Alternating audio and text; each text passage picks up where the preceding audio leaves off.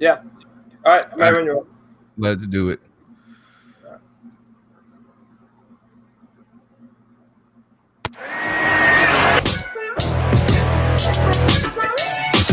Falls out. Recovered by Keekly.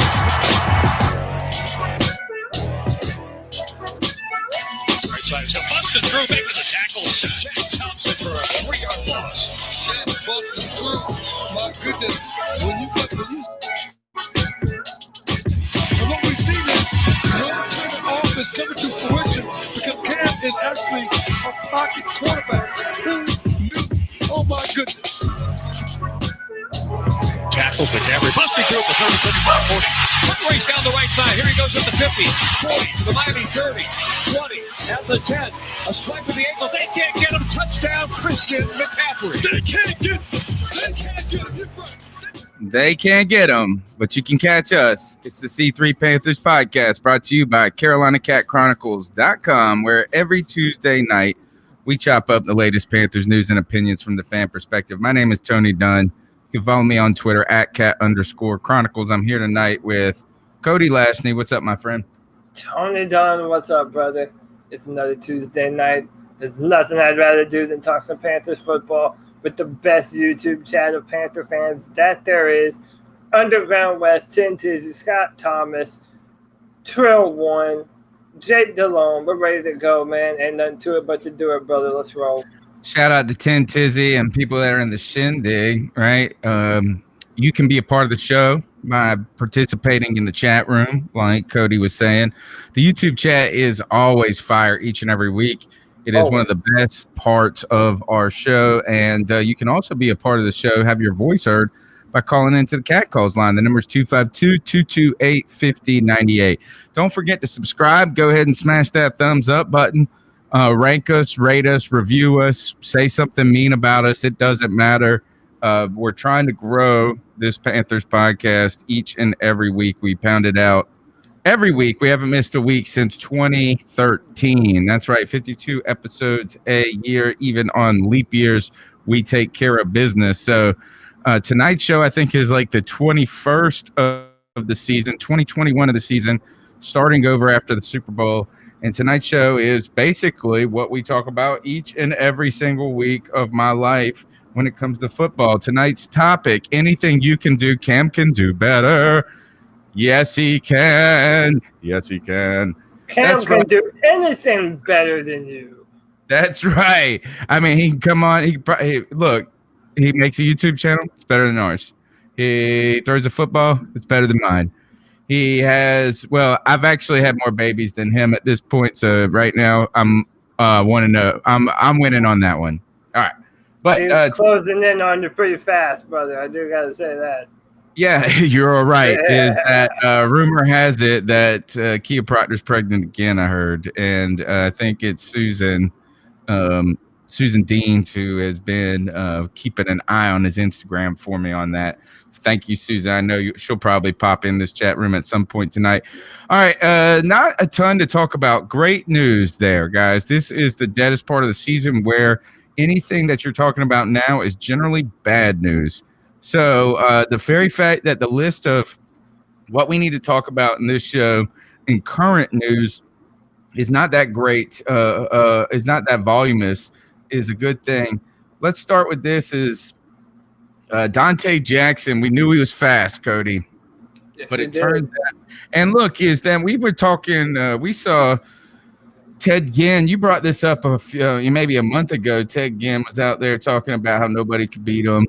He would pay $10,000 to race it. He would bet anybody $10,000. So supposedly he put on this event, and what I assume it was like a bracket challenge of fast guys in the NFL racing head to head in the 40 time, and Donte Jackson had a little something to show him.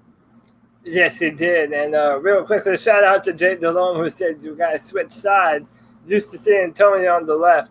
Yeah, that is right. I'm obsessive compulsive. I do prefer to be on the right, but we'll let it slide tonight. So, yeah, Ted Ginn orchestrated a event called 40 Yards of Gold. And it had a bunch of big-name NFL talent and even some guys that are lesser known that you maybe haven't heard of before, competing for $1 million. And how about this? Before I show the clips, Ted Ginn, who was supposed to be, according to him, the fastest man in the NFL, didn't even compete in the competition. So I don't know if Ted was just scared. Maybe he was afraid the age had caught up with him. I don't know. But our first clip is Donte Jackson going up against John Franklin III, who was a member of Last Chance University, if you're a fan of that, on Netflix. Donte is at the bottom in this clip.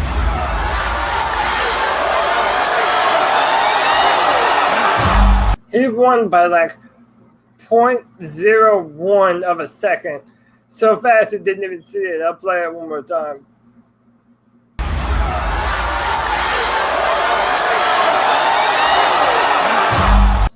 Just flying, man. Absolutely flying. Apparently that John Franklin guy ran like a 1 point or a 1 point.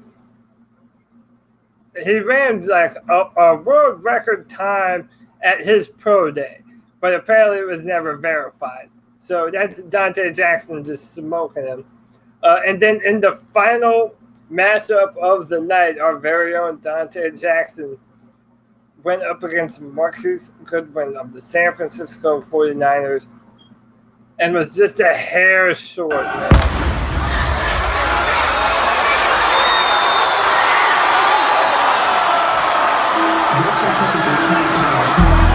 Dude, those dudes are flying, bro.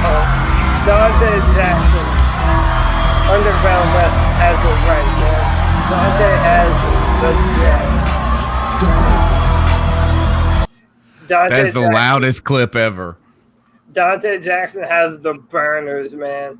And then when you know, he didn't win the whole thing, but I couldn't care less, man. And this is part of the reason I'm so excited about Donte in the first place is that, man, he has the ability to run in a straight line that fast. But T-Money said he ran a 4.19. Yeah, no, that's right. 4.19. The numbers got messed up in my head. I knew I was saying it wrong, but yes, thanks. That's what he ran just then. The guy that raced Donte first apparently ran okay. on his pro day, and Donte beat him. But yeah, the ability to move sideline to sideline, flip his hips, and maintain that kind of down the field speed, man, that's what you want in a shutdown corner, and that's what we have in Donte Jackson. I'm loving it, and apparently Donte Jackson got a cool $50,000 for his trouble. So shout out. All right, so and look, first I like to see these guys fly around like that, and I know that Donte has those types of jets. I mean, you could put Demir Bird out there; he has those types of jets. Curtis Samuel is probably close. My thing here, though, I look at that and I go, if you pull a hammy, bro, yeah, I am gonna kill you in your stupid XFL looking like competition over there. I should have grabbed a clip of Alvin Kamara. Alvin Kamara ran so slow, and he was knocked out on the first heat, and I forget by who, but that Alvin Kamara got dusted, son. All right, so Donte Jackson's still fast. And I saw Chad Ochocinco tweet about this, talking about how talking about he's more than fast. And I continue to say this is that with that kind of braggadocious swagger he has, that type of speed, maybe the budding ball instincts is that not only I think he could be an electric corner, hopefully like Deion Sanders is what is. Yeah. He's going to be our he's going to be our Deion. But Donte Jackson, super fast. His ability to flip his hips and stay right on his man, stay in the hip pocket, so to say, it's incredible, man. I mean, Donte Jackson might be the most electric player that we have on the team on defense, and that's saying something. So definitely excited to see what he blossoms into, man. He has the makings of a shutdown corner. All right. You're listening to C3 Panthers podcast. I'm Tony Dunn here, and we're talking Panthers football each and every week. Next on the list of things is, why is tonight's show titled "Anything You Can Do, Cam Can Do Better," other than us just gushing over Cam in each and every week. But there's a reason we made this show titled this, Cody. Yeah, and here it is.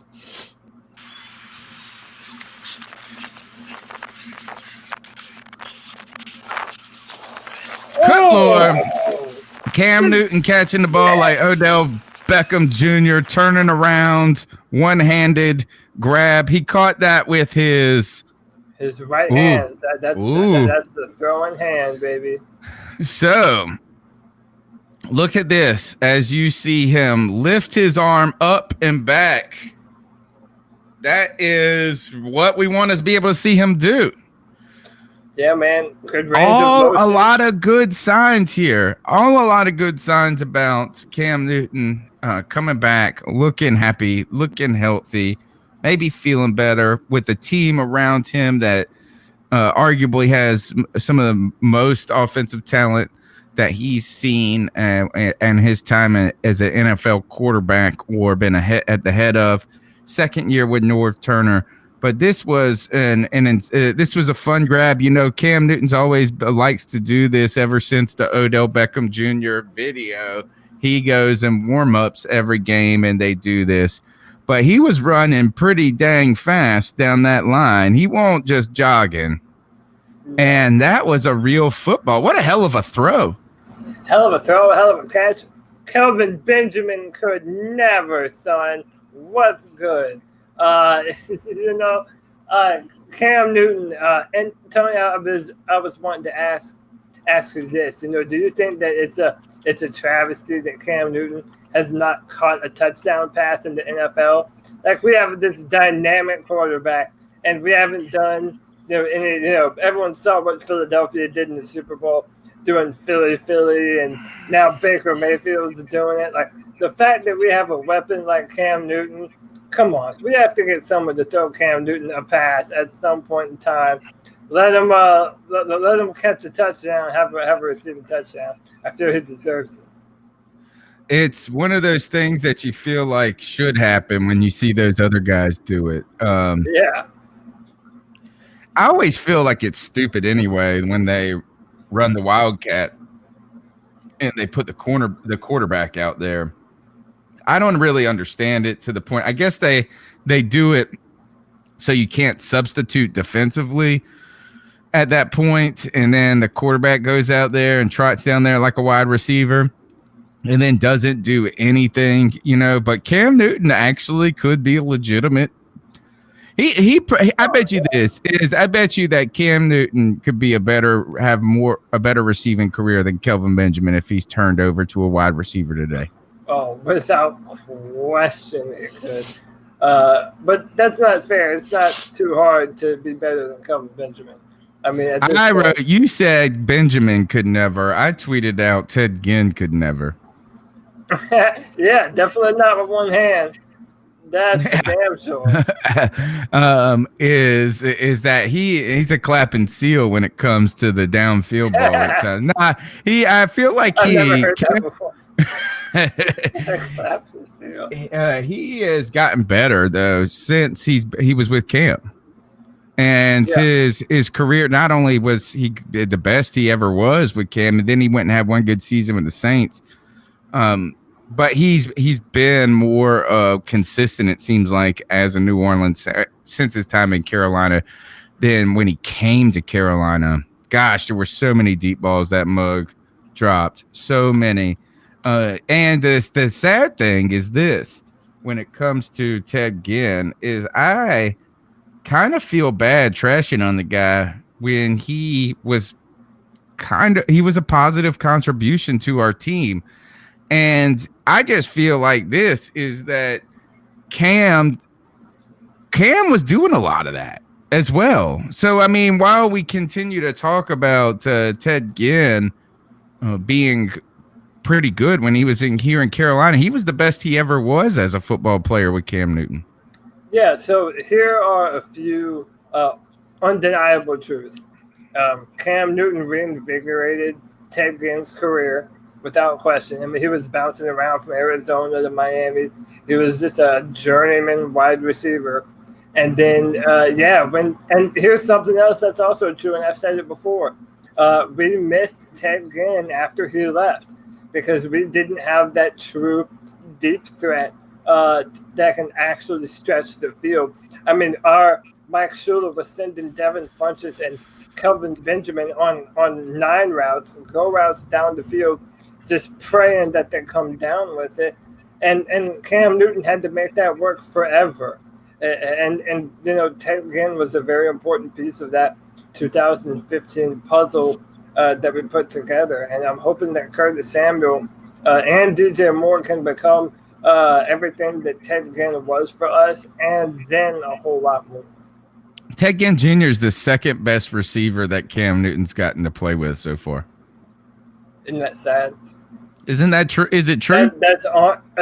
Yeah, I mean, and don't say Greg Goldson, folks. And somebody already wrote Greg Goldson, but I don't think that's what they were talking about. We all love. But yeah, he is. I'm trying to think. Goldson has been his most dependable weapon, but as far as a wide receiver player, yeah, it's Steve Smith, then Ted, and then a bunch of who fucking cares up to this point. Yeah, and now you might have some guys that you put a first-round talent with them, a second-round pick, and maybe explosive. I mean, I guess you could have said that Kelvin Benjamin was one of the better receivers for a year that he played with, only 8 games or something like that. Yeah, 1,000. What a sad story is that he's not gonna play anymore, is he? Probably no. I mean, who would, if you're a team, would you sign him? I mean. I haven't heard of him being signed or picked up, and I doubt he will. Very seriously, doubt he will. All right, so Cam Newton's pretty good. Oh, is Cam Newton in the video game? Tell us about this video game stuff. Yeah, so I don't know how many of you are followers of Madden football. Dude, I used to play Madden all the time growing up. But the past few years, I just haven't been into it. But and this was almost my ice up pick, very close. But they have this new thing called a Superstar X Factor, and it's something that is special to that person that no other player can do apparently. And none of Cam Newton's traits or abilities have anything to do with throwing the football. Not one of them. And I'm just like, well, for a quarterback, I mean, really, it just kind of nails home this narrative that we feel is true, that not a lot of people truly understand what Cam Newton is as a passer when he's healthy. I do think that if you're trying to say, if this game is trying to be they're supposed to update all these rankings throughout the season, people getting injured and stuff. Is that Cam Newton's season last year doesn't lend to him being that X factor of a deep ball like we would say in the past or something like that. And so what we really need is to see Cam Newton healthy with Norv Turner. And we need, we're not going to feel good until we see Cam Newton throw that deep bomb, it be caught by somebody, and they take it to the house. And then we're going to pull this tweet back up and say, assholes, update the X Factor. Yeah, 100%. And I even put on Twitter what my recommendation would have been was a trait called bullet, which means you throw the football, Cam throws a laser right between the numbers of whatever receiver, even if they're not open. So, I mean, fitting the football into the tightest possible window, which is what Cam has been doing for, 8 years now, with the exception of Ted a few times. So I felt that would have been a much better one, but apparently the people over at EA disagree, and EA is still a terrible company. So they are jerks. Don't they own the Star Wars franchise? They do, and they're always rated as like one of the worst, like customer service. Like even their fans hate everything that EA does. So my wife's cousin got into video game development. He got hired by EA. He moved out there to San Francisco from North Carolina. He was working on that Star Wars game that they ended up scrapping. Okay. The Battlefield or something like this, and they were almost done with it, I think, or maybe they ended up still making it. All he did was sound, like foot sounds. Like that was his job, is foot sounds throughout this game. But anyway, so he gets married, then goes home, and they lay off the entire division. Basically, they're known, from what I've heard of, is working these video game developers to death, and then just firing like 30 of them at one time. Yeah, so I actually went to college for simulation and game development, and that's 100% true. That's what they do. They hire you on. They hire a staff to focus in on individual aspects of building the game, and then whenever they're done with you, whenever the game cycle is over, you're fired. And they'll or you're laid off rather, and you have to move on to something different, unless they have downloadable content in which they'll retain some people. But for the most part, yeah, the video game industry is not a luxurious one to work in. It's ruthless. All right, so All In. That's what we are. We're all in on the Carolina Panthers. And I would like to remind that Cody broke that the Carolina Panthers were going to be on All In like December. October. Yeah. October. Going way back, we had a lot of suspicions. They have been confirmed. We have a date of July 19th when this 10-episode documentary will debut. Cody, they released a trailer, I believe, this week or last week. It's pretty exciting. Yes, they did, man. And listen, I hope that everyone in Panther Nation is as excited about this as I am. I am pumped for this. I love documentaries as it is. But, I mean, hell, I told this to Tony before the show. If you're us, this is a gold mine, man. We are going to have a 10-hour documentary series about the Carolina Panthers, and we're going to be able to do a deep dive on a lot of information. But I want everyone to watch this season with us, and here's a little bit of a taste to wet your whistle and hopefully get you as excited about it as I am. How good are the Panthers right now? To me, it feels like this is a team that was built to win a Super Bowl. The band's back. Expectations are high. We got young guys that's hungry. I got my muscles on now. Got leadership, got talent. That's another day to get better, baby. Everything to win a championship is in this room. May sound a little bougie, but you look good, you play good. You play good, they pay good.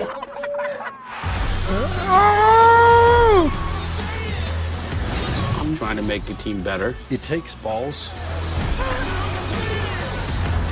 That play was incredible. It's shaping up to be the Panthers' year. Man, those first 6 games, That shoulder injury. 8 games are going to be so... They go 6-2. Now they've lost 5 consecutive games. The national narrative includes words like free fall. Carolina's done. They expect you guys to roll over, defy them, and fight.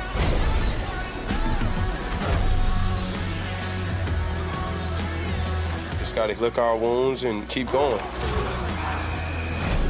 Recovery efforts are underway in the aftermath of Florence. What do you do when you go through something like this? This all you got? Strain just a little bit more. And when we can't strain no more, it'll all be worth it. Oh my goodness, gets me goosebumpy. I love it, Right, dude. so I know you're excited. I'm excited. I love stuff like this, but at the same time, I am slightly saddened Yeah. That at just the hardship. It's going to be an emotional roller coaster for me this series, and that the excitement is the excitement to me is got to do with, hey, I want to see more about my team. I want to see behind the scenes. I want to see guys that I used to not really like or know very well, to fall in love with them or some aspect about them. But at the same time, while we celebrate with these players and they welcome us in that mode, I've always said that we celebrate with our team and we feel devastated with our team on this podcast. And I'm telling you, it's going to be tough for me emotionally watching that and watching the struggles that this team had late in the season after such an optimistic start. Yeah, I mean, it's going to be tough knowing how it ends, and that we went on that legendary skid, and knowing that it's going to be going into Pittsburgh. I don't know. I'm just excited, man, because I know how in depth these other past seasons have gone before. So first it was the Cardinals, then it was the Rams, then the Cowboys was the last season. And I'm pumped about it, man. I mean, I feel like we're going to get an inside look at a lot of different things. And I guess this is what Tony and I were kind of talking about a little bit before the show. We're going to upload. So we want everyone to watch this with us, but everyone's going to watch it at different paces and everyone has different schedules. So we're going to upload video breakdowns of episodes 1 through 3, then 4 through 6, and so on and so forth. And then we'll upload that into separate YouTube videos talking about all the details of everything that happened in those episodes. And then we'll culminate that in a live podcast where we'll talk about pretty much everything that happened and everyone's overall thoughts on the show. It might be subject to change a little bit, but we feel that's the best way to make all of that content digestible. Yeah, so we're going to have, everybody's going to want to talk about this, particularly as we lead up to training camp. It is going to generate so much enthusiasm for this team, hopefully. But we also don't want to play spoiler the whole time. So that's why we decided that I think it's best for us to do a separate podcast. I mean, it'll still be on this feed. You won't have to subscribe to anything. And we'll just do that. And if you haven't seen the show, and we'll make a playlist of them or later so you can go back and listen to them after you've watched the show so we don't spoil. And we'll tease some little subject lines that are on the Tuesday night show. But yeah, we are super excited, just like we're super excited to see Josh from MASH in the chat room. What's up, Josh? What's up, everybody? Man, Brad and Taylor's in here. Jake DeLome's in here. And I saw it was it who said, only 3. Somebody said this earlier. Maybe it was Mr. Froth. Said, do you think we'll see any Cap this year? My question, what's the over-under you see him in the All-In series? Say that one more time? Like the over-under of times we actually see Cameron Artis-Payne in the show. Oh, I will wonder if we see him maybe like twice. Times? Yeah, 2 times. That's what I said. Yeah, you won't even know it's him. No. Yeah, who's that guy? He looks like he is a good fella. They're never even going to, like sometimes when a person comes up, they'll put their name up on the screen so you know who you're looking at. They're not even, there won't even be a thing where you see Cameron Artis' name. No. They're not even going to show his name at any point at all during the season. Now, Captain Munderland, you might see a lot of, but Cameron Artis-Payne probably not so much. All right. All right. So now, actually, let's do this real quick before we get into our QB ranking. That is going to be exciting. What's the storylines you're interested in seeing? So I know we talked about this a little bit before. Cam Newton, obviously, and how they handled the shoulder. What prompted the firing of the three coaches around mid-season, and how that came about, and how much airtime did those guys end up receiving beforehand? So how well will we come to know the coaches that were fired? That would be an interesting one. Ron Rivera and how he handles the locker room during that depressing slide. Boy, I tell you, I was upset because I felt like he was getting beat down in that feeling, but in that part, but he looked pretty dang fiery in that clip. Yeah, he did. And listen, if you believe the players, they all said that they never lost faith in Ron Rivera. They never felt that he lost the locker room. And I don't think we're going to call them liars. I still, we all have our feelings about Ron Rivera and his ability to change. But, I mean, from the looks of it, Ron Rivera has always been a real leader in that locker room who, carries a lot of respect from the players. Who ended up playing left tackle for us last year? Remind me. Clark, Greg Clark, the dude off the sofa, man. Jesus, really? Yeah, dude, we're both getting old. Yeah, man. I'm just saying this is I'm interested. That's the one I want to see what they say about Eric Washington and how that all that goes. Like, but I feel that's just kind of parroting what you said about the coaches. But that those problems with Khalil, was it that was the year before he had the neck problem. Yeah, that was the year before. So but his brother, Matt Khalil, I kind of like to see if they how they handle that. Did they ever show him just sitting on a park bench eating popcorn or something? Just happy. He's the happiest mug in the whole room all the time. He's the guy that's always happy. Cam over there sulking, and Matt Khalil is just over there just enjoying his life. Let's see other storylines. I'd be interested. I think Donte Jackson. Oh, the Eric Reed story. They are gonna make a whole episode on that. There's going to be more than one, man. Remember when you freaked out on Malcolm Jenkins in Philadelphia? Dude, they have some content for this season, man. Like, it didn't end the way we wanted to, but a lot of stuff happened. What happened when Devin Funchess went to Detroit, shit the bed, and essentially never saw the field again? You saw him crying in that video. Yeah, and at the end of the trailer, he's on the sideline, or on the practice field, and there's a coach sitting next to him, and he's like upset, visibly upset about something, like crying or something. They left the croutons off his salad. Oh, poor thing. All right. All in. I'm excited about it. There's gonna be tons to talk about with that. And if you don't, first is who doesn't have Amazon Prime? That's what I want to say at this point. Josh from Mass, he said he's not getting it either. Holy cow! How do you not have Amazon Prime? Dude, that's like for everything. Crazy. I know. Yeah, it's like I feel like that's like having the internet almost now. Jeff Bezos is my father at this point. All right, and he does not care about your ass at all. No, he don't give a fuck. There's no college fund. There's none of that. I'm on my own.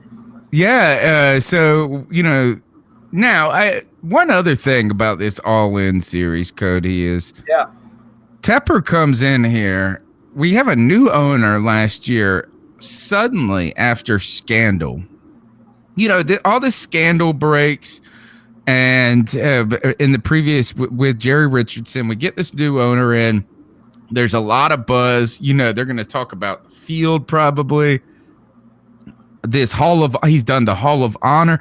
He has been drumming up a lot of talk about the Panthers and manufacturing it in a way that we haven't maybe seen the team do ever. Listen, man, I give David Tepper an A+ for everything that he's done thus far. And how about this? We never talked about this on the show.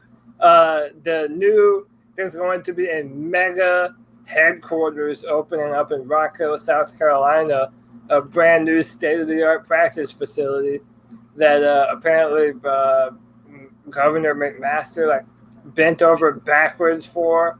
That crazy, man.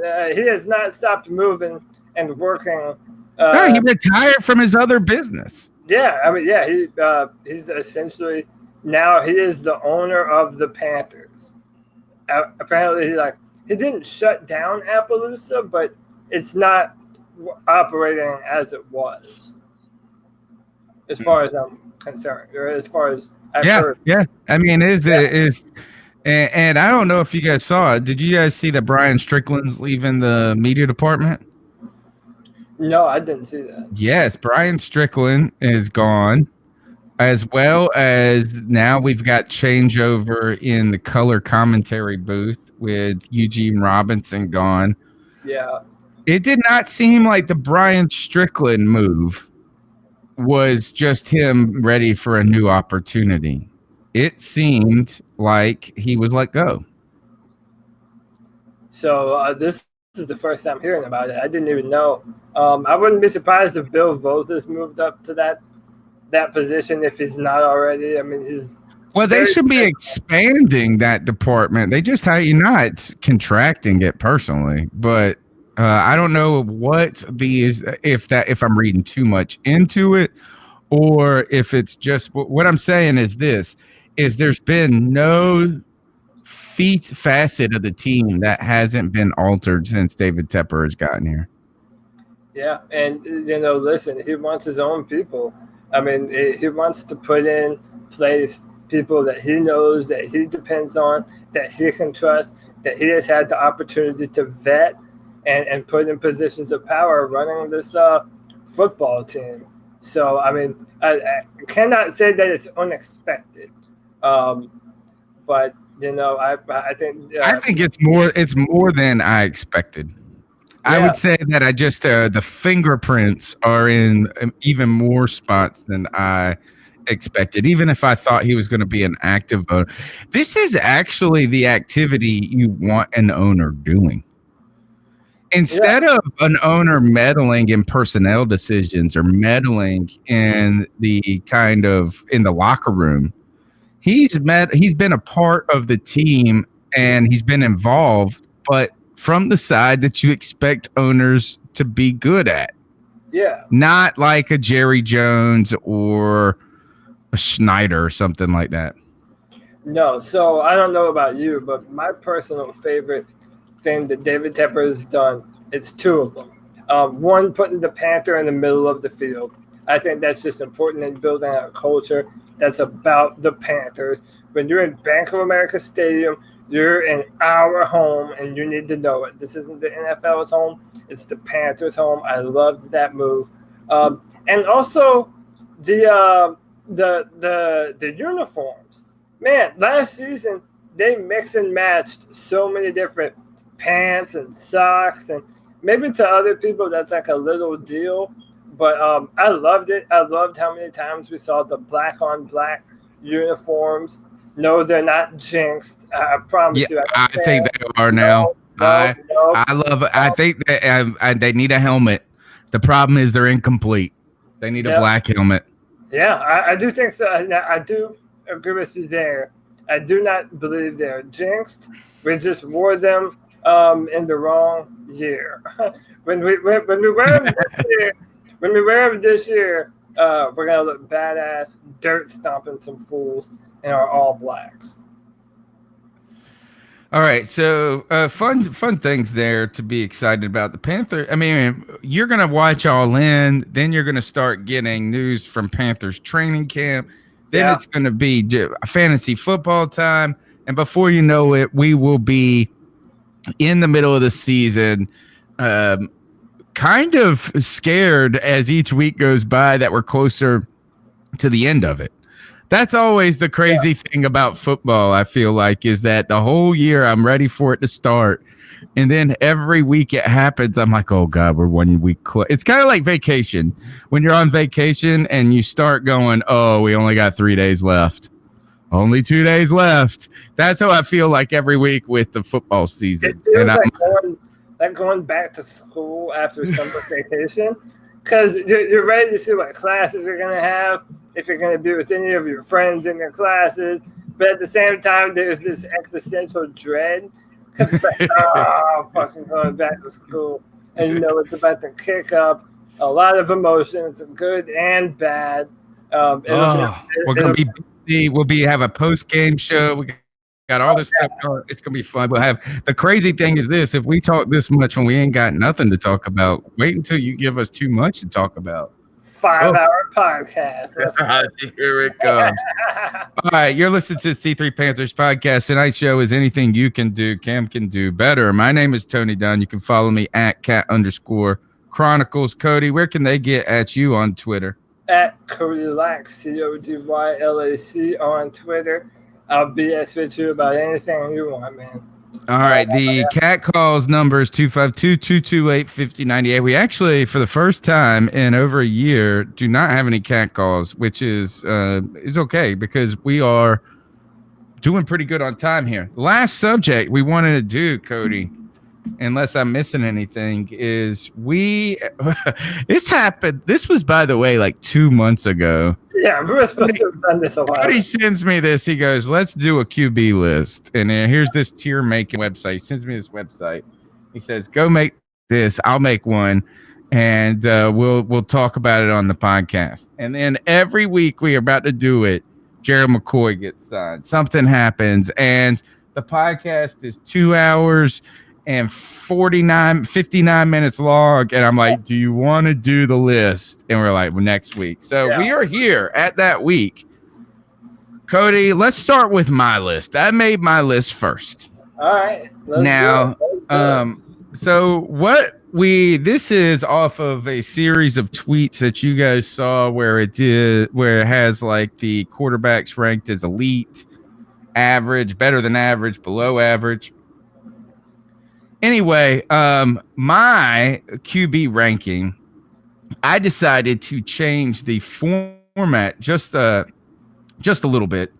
And that is, I had a hard time looking at these guys at times and going, how do you call somebody who has 2 Super Bowls? Like, I don't think Ben Roethlisberger is elite. I don't think Eli Manning is elite. So what I did is I added a couple of categories. I have the guys that there's 3 in my elite class, and that's Tom Brady, Drew Brees, and Aaron Rodgers. And I think the reason I said this is that not only have these guys all been MVPs, but they all have Super Bowl rings. And if anything, Aaron Rodgers is the least impressive of these candidates because he's accomplished probably the least. Drew Brees only has 1 ring, though, right? Yeah, Drew has 1. Okay. It's hard to get. But I also don't believe just getting a Super Bowl championship makes you elite. So, for instance, a Joe Flacco, an Eli Manning, a Ben Roethlisberger. Eli Manning and Ben Roethlisberger have multiple championships. At one point, I would say that Ben Roethlisberger was elite. I would say that Eli Manning used to be very good. So I have a category of used to be better. And in this category, I have Ben Roethlisberger, Eli Manning, Joe Flacco, Phillip Rivers. And I put them in this category because I think their past record deserves some acknowledgement, not their current play. And then sandwiched in between elite and used to be better is where I have this category of budding elite. Now, and that is, some of this is potential based, some of it's we've seen. So, for instance, a Cam Newton and a Russell Wilson and a Matt Ryan, I feel like we have seen they've been MVPs. We've seen them prove that they're top 10 talent. And then there's this other weird classification of guys for me, like a Carson Wentz, like a Patrick Mahomes, like a Deshaun Watson, and like an Andrew Luck, who have a lot of it there, but haven't put it all together just yet. or we haven't maybe seen enough. So how far on this list so far, Cody? Elite, budding elite used to be better. Where am I wrong? Okay, you're wrong on Matt Ryan. You're way higher on Matt Ryan than me. And I'm not just saying this as someone who hates the Falcons. I look at it this way, man. But when he was an MVP, he had one of the best offensive coordinators in the NFL, and it had one of the best offensive rosters in the NFL, and put up a ton of numbers. And ever since then, when the talent hasn't been as great, and it doesn't have the offensive coordinator helping him out, he's I'm not saying that he's a bad quarterback, but I mean he's average. I mean, in my mind, there really isn't a lot of difference between Matt Ryan and, in my mind, a Jared Goff. I think there's just he had 4,900 yards. He has not had less than 4,000 yards passing in since 2011. And it's terrible in the red zone. I just think that he's the type of quarterback. If you put pieces around him, he'll make your offense work. But he's not going to extend the play very long. He doesn't have a tremendous arm talent. I don't know. I don't see Matt Ryan in that category. And you're he a little had bit 35 touchdowns last year, 7 interceptions. I felt like he had to do here is that in 2014, in 2015, I would not have said this. I thought his career was good, was trending down. I thought we were starting to finally see that the zebra had stripes, because I agree. At one point, he was a turnover machine. He liked to, there's some different, but since 2015, since 2016, he's had 3 really good seasons in a row. And except for 2017, he went 20 touchdowns, 12 interceptions. He still had 4,000 yards. They were 10-6. I don't know. Is that he's been an MVP. He's gotten to a Super Bowl. Yeah. I think he's pretty solid. That's what I would say. I would say he's a little bit better than average, or he's better than average. Yeah, but I mean, listen, it's like I said, Joe Flacco won a Super Bowl. Okay, everyone knows that Joe Flacco is not a world-beater quarterback, and neither is Matt Ryan. But Matt Ryan can get the job done if you put the pieces around him. Can we go to the much better list now? Can we go to all right, well, just real quick, is there anybody else you want to move up or down in my list? Well, and that's why I wanted to bring up mine, because there's a few of them, but it's for one specific reason. And yeah, I'd move Matt Stafford down. Wow. You put him in the average category? Let me go. All right, bring your list up. Let's see, because you use different terminology than me. Yeah, I did use a little bit different terminology. So this is my list, and I stand by this list, and I want to start with this. There's a number of quarterbacks that I have not seen enough from yet for me to justifiably say whether or not they're going to be a quarterback that can maintain at the next level, that we have not seen enough. Baker Mayfield, Sam Darnold, Kyler Murray, Josh Allen, all these other quarterbacks, they need a little more time. I'm not very faithful in Lamar Jackson, but I put him in there as well. I know. I put him in the sorry category. Yeah, a lot of people are not very It was harsh. It was harsh, but man, they're going to have to do more. There are 5 quarterbacks in the NFL right now who I know without a shadow of a doubt that if they're on your football team, it dramatically increases your chance to win.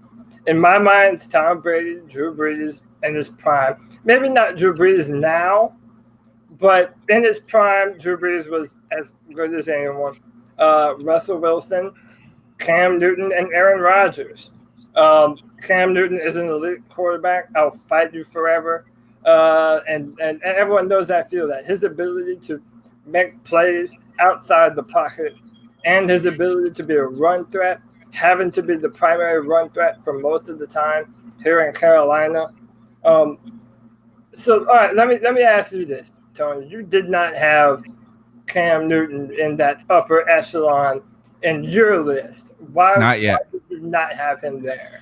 Because it's because I need it's not that what I have seen from him so far disqualifies him, is that it's the consistency and the longevity that I feel like is, you know what, I will put Cam Newton as the elite quarterback, and he takes the next evolutionary step, which I believe he can, and that is to just kind of refine the next level of the game.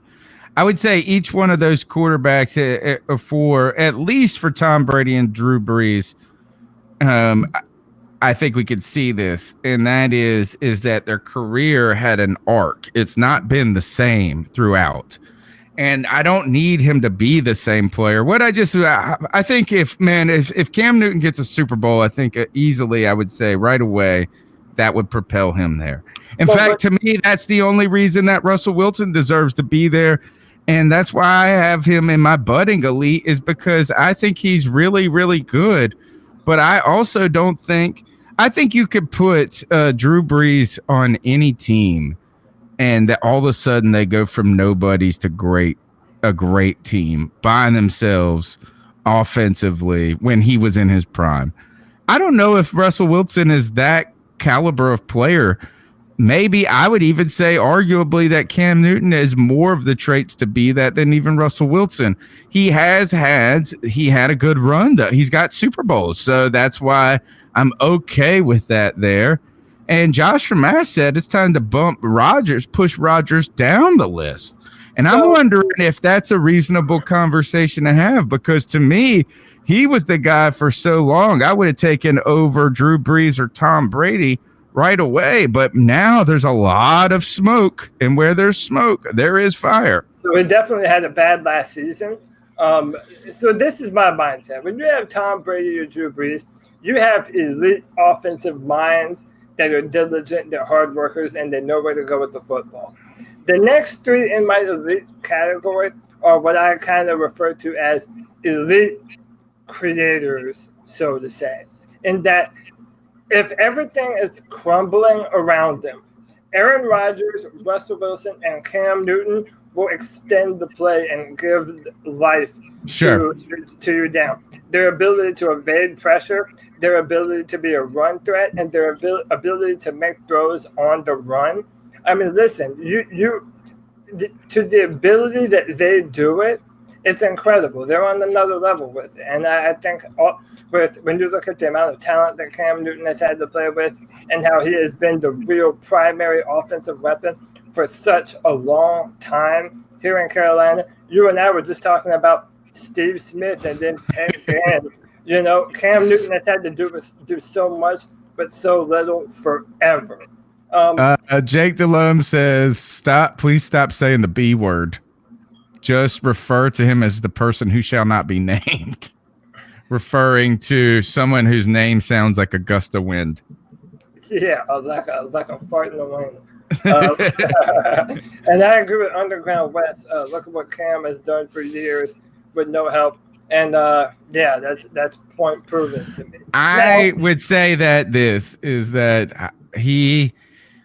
is Cam Newton has at times, I think I've spent so much time defending him and his passing ability, and then Brandon Herbert, of course, Brandon Herbert's here tonight with a night that we're talking about. I swear I saw him up here earlier we're talking about Cam Newton. He's going to be fighting with you over this. He still doesn't think Cam Newton is elite and Brandon Herbert. I'm going to say that I think that his head is touched the ceiling a couple of times of elite, but I don't know if it's broken through yet. Had he followed up 2015 with another season that was somewhere in there, and it looked like last season was going to be it, I would be ready to put him there. Yeah. And that is the other thing is we haven't seen him be an elite passer yet. We've seen him be a good throwing quarterback. I think there's signs that he can be, and that's why I put these guys in budding elite, because I don't think that it's fair to compare Cam Newton and Tom Brady because, one, we have the arc and the entirety of their career, while the other one we're just seeing such a limited sample set of his actual career. So far, Cam Newton's had immense success, and if he continues to have this success a couple more times and add some more consistency offensively going forward, maybe with North Turner, I think he could easily be a lock for that. That's why, for me, I'm not ready. I'm not ready to put Patrick Mahomes there yet. I'm not ready to put Andrew Luck there yet. I've seen traits, but the thing is Tom Brady's done it for 2 decades. Yeah, and so I'll say this. And so, I mean, people hear me talk about Cam all the time. I think Cam Newton's head didn't just bump the ceiling. I felt his head has broken the ceiling. But the amount that he's had to do, I feel like he is an elite passer because the numbers don't tell you all the truth when it comes to Cam Newton. When you look at what he did going into New Orleans in that football game in 2017 in the playoffs, I mean, that guy does everything on the highest level. I just think that Cam Newton has already proven himself to be an elite. Okay, so here's another example. I'm ready to say an elite football player, a game-changing football player, more so single-handedly than a lot of other players. It's just the actual, I don't know. I feel like I need, man, give him the ring, one ring, and it solidifies him, and all the noise is gone, and it comes clearly into focus. So Dan Marino, for example, regarded as one of the best quarterbacks of all time, but he never won a Super Bowl. So does that bump him down? I mean, it's a team sport. There's so many different moving parts and moving pieces that, sometimes the best players will never win a Super Bowl. Sure. I think this is part of Chris Sims' argument when he's doing the top 50 quarterbacks, and he ranked Cam Newton ahead of Tom Brady and Drew Brees.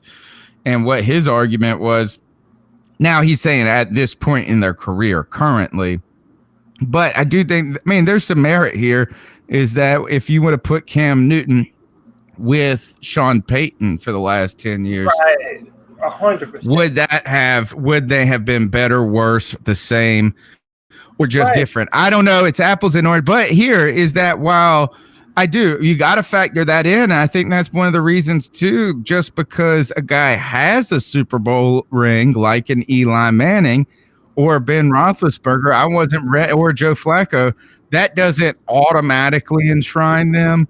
And as well as, look, Jared Goff on this list, we didn't all of a sudden start calling him elite because we are crediting a ton of that success to Sean McVay. So Tom Brady has been with Bill Belichick, the best football coach of our generation.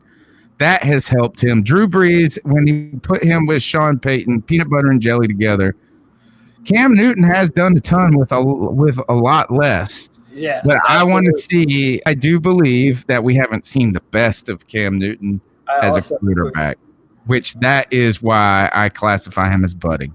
Okay, and I get that we're splitting hairs. I think that he's already an elite cornerback, and I think his numbers. To anyone mentioning the numbers, that's so stupid because the Panthers don't really even have a super pass-happy offense like a lot of other teams do anyway. So the fact that Cam Newton does put up the numbers that he does is a testament to what he's able to do. But I wanted to mention for a second my next tier. Everyone in the semi-elite category, in my mind, has the potential to move up. I genuinely believe that Patrick Mahomes, right, 5 years, give us 5 years, and it'll be different. Yeah, these guys are going to absolutely. They're already household names. I think Deshaun Watson just got baptized in the River Jordan, brother. He's about to become the next Russell Wilson. Jesus is going to smile on Deshaun Watson. I think he's my favorite on this list, though, out of this group right here. Yeah, for sure. I'm a Clemson fan. Okay, yeah, he's good. I love me some Deshaun Watson. And then we get to the part of the list where, and this is what I was talking about. This next tier of players are the kind of players that they're not the best, they're not the most talented, but if you put a good football team around these men, I think that these are good enough quarterbacks to win you a Super Bowl. It's everyone from here down that I'm not sure about. Nick Foles, Matt Ryan. Like I said, I don't feel Matt Ryan is an elite level anything in my mind. Boy, Trubisky went all the way up there. He got up there quick. Yeah, I mean, I don't shit on Mitch like everyone else does. I think Mitch has a lot of potential. I don't think, especially once he puts more seasoning, that he'll be a liability to the football team. Yeah, Phillip Rivers, and then everyone below this, I just don't know if they're ever they're not enough on, especially now, on their own to win the Super Bowl. You cannot depend on that quarterback. In my mind, you cannot depend on the quarterback to take you all the way. Matthew Stafford. Listen, Matthew Stafford has not won a playoff game at all in his career, and it was drafted in 2007. I mean, come on, how long are you? It's the dysfunction of Detroit. There is so much terribleness there, but you're right. Is that we've seen a lot. He's had opportunity.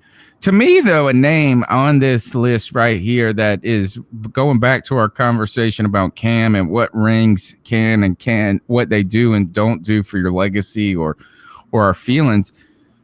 Phillip Rivers is the guy on this list to me that I've never seen as an elite quarterback that everybody says has. And while he puts up some gaudy numbers and he's been in the league for a long time, he has never gotten his team over the hump either. No. And there were years recently when Aaron Rodgers was hurt. The division was wide open. Case Keenum was the quarterback in Minnesota.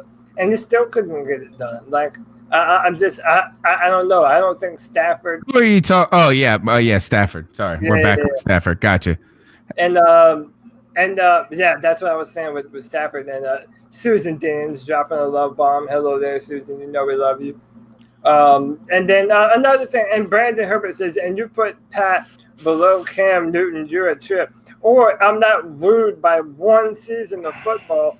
Right. Yeah. I don't think is that what we saw was exciting. Yeah, but is that it could be lightning in a bottle for all we know. He could if he gets his leg ripped off and his career ends. That's like saying Bo Jackson.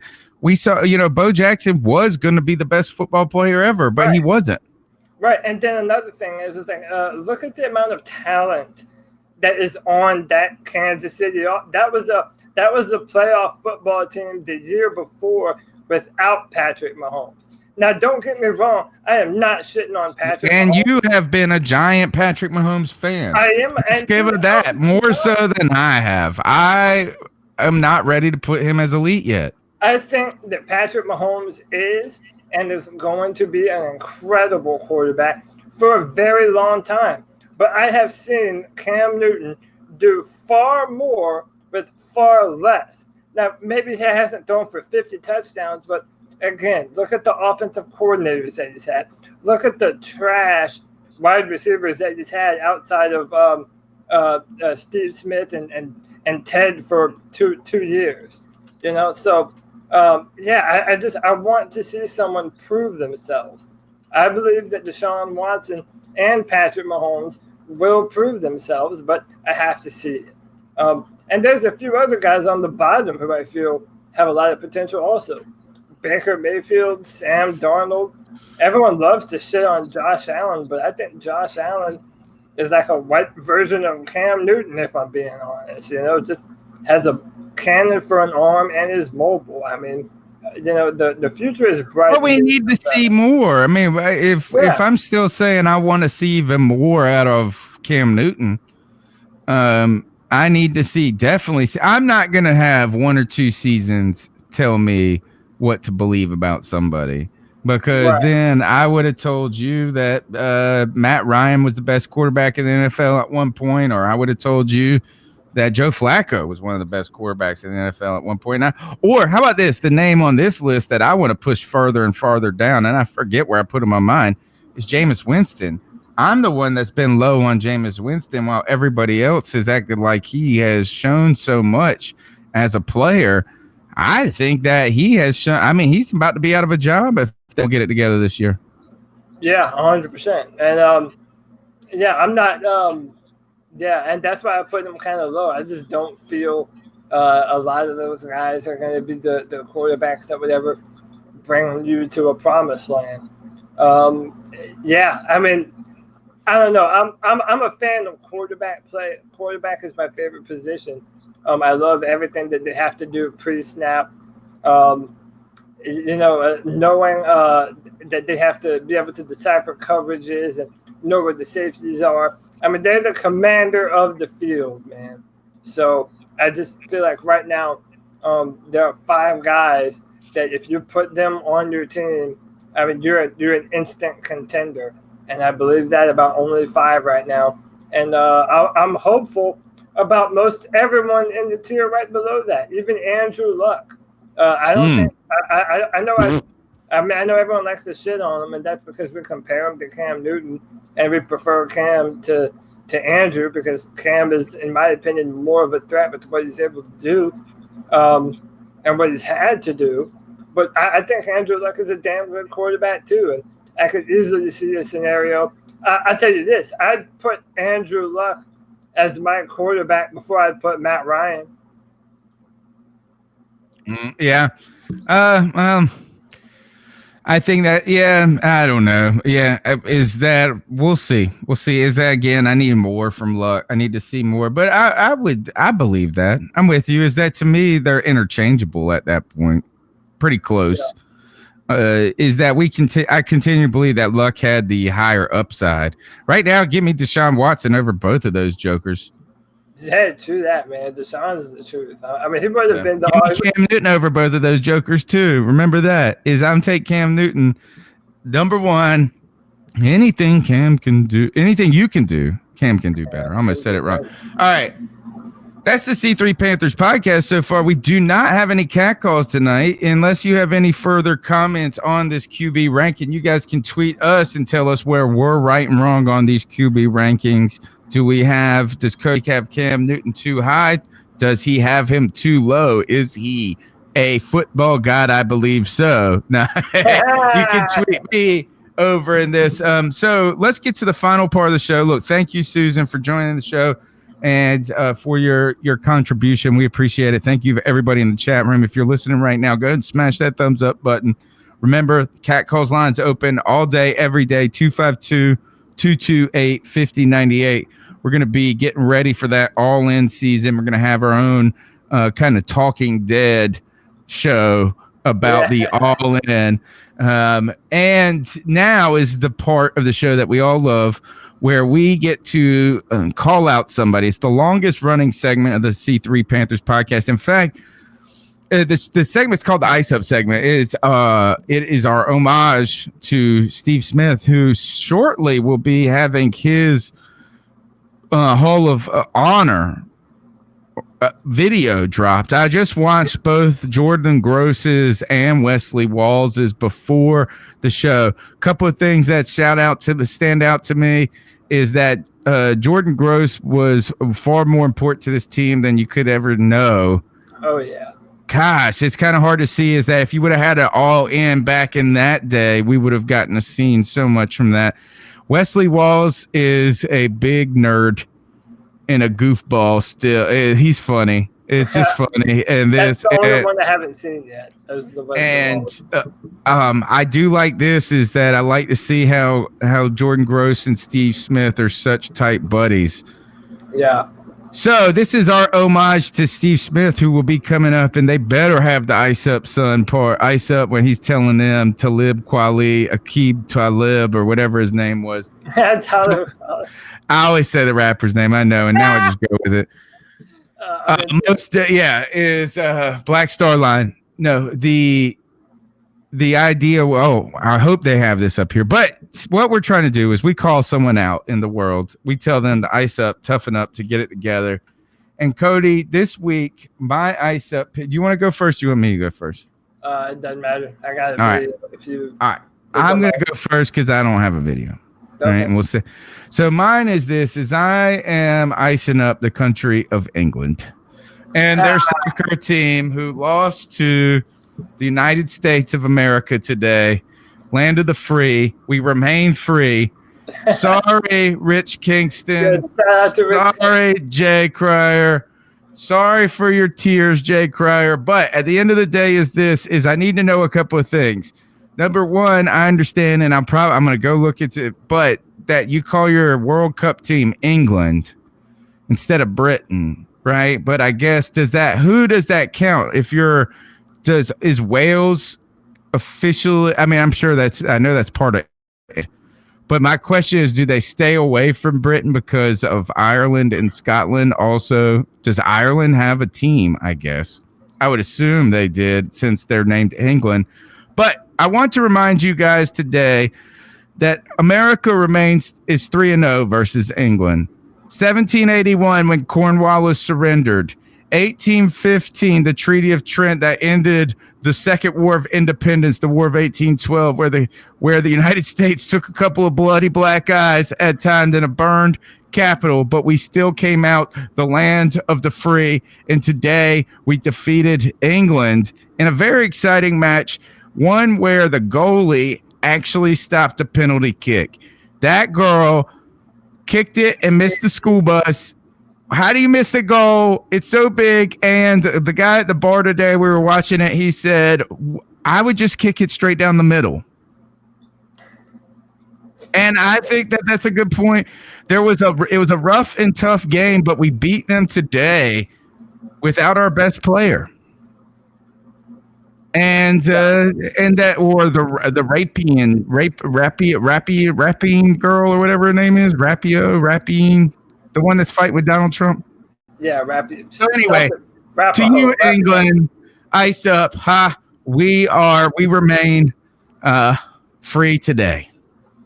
And real quick, before I jump into my ice up pick, shout out to Trill One, because a few people are upset at me in the chat room, Justin Holbrook and of course Brandon Herbert, that I put Patrick Mahomes at slightly below elite and not on.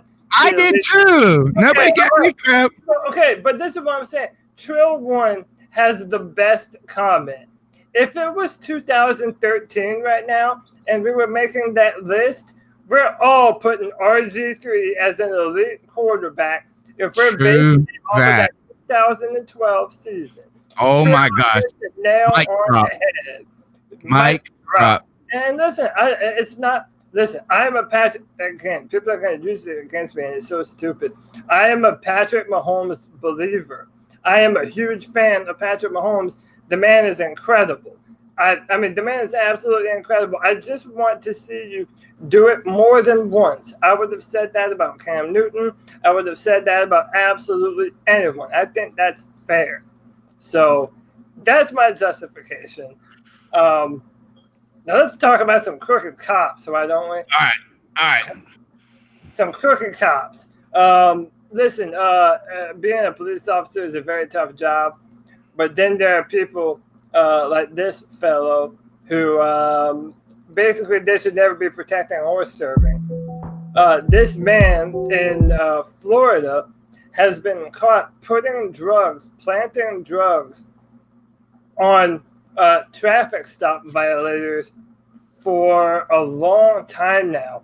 And only the body cam footage recently exonerated all of these people that have been adamant that no, I had no drugs on me. I had no drugs on me at the time. They just found out that he was doing this. And then they found out that he's been doing it for a long ass time. And I believe there are over. So they fired him, but he has done this to multiple people. Do you know how many people's lives you ruined that way? Ruined their lives over absolute financial ruin, reputation ruin, jobs ruin. Just ruined ruins people's lives. I mean, there are people. And what kind of dumbass does this when there's a camera? Yeah, there's a body camera. I know, and that's the reason why Did he miss the meeting where they said we put body cameras in yesterday? What kind of dumbass knows he's being filmed and still does this? Come on, like he's not even trying, man. This is not James Bond we're talking about. This is a graded dipshit who tried to ruin the lives of people that didn't deserve it. So to pieces of shit like this, ice up, son. All right, ice up. So you heard it here, is that we are excited about Panthers football. That's why we do this every Tuesday. First, I do want to thanks to everybody that was in the chat room tonight. I want to give a shout out. Hold on. I've got so many retweets on my timeline at this moment. Lauren, I don't know. How would you pronounce this? Deutscher? It's Deutscher. Duetcher? Duetcher? Lauren Duetcher. That's what I'm going to say. Duetcher. Probably. Duche. Lauren Duche. Shout out to you. She said, excited for my 3-hour drive tomorrow. Not because I like driving, but because I like to listen to 3 hours of uninterrupted Panthers content. We're actually going to disappoint her this week with a short show of an hour and 15 minutes. Still can't keep it to an hour. My name is Tony Dunn. It's the C3 Panthers podcast. We're here every Tuesday night. We appreciate your support. You can continue to support us by just tuning in, sharing the show with a friend. Send this link like Lauren does and has tweets it out. Just that alone lets one other person find out about our podcast, because there's a bazillion podcasts out there. The hard part is finding the ones that fit you and that mesh with your life perfectly. And we believe that this show is made for most Panther fans. So we want you all to be a part of it. Thank you for your support. Follow me on Twitter at @cat_chronicles. Cody, where can they find you? At Cody Lack, CODYLAC on Twitter. If you disagree with my rankings, hit me up. Let me know. As long as you're respectful, we can have a conversation until the cows come home. I don't care. All right. We'll see you next Tuesday. And until then, keep pounding. Keep pounding.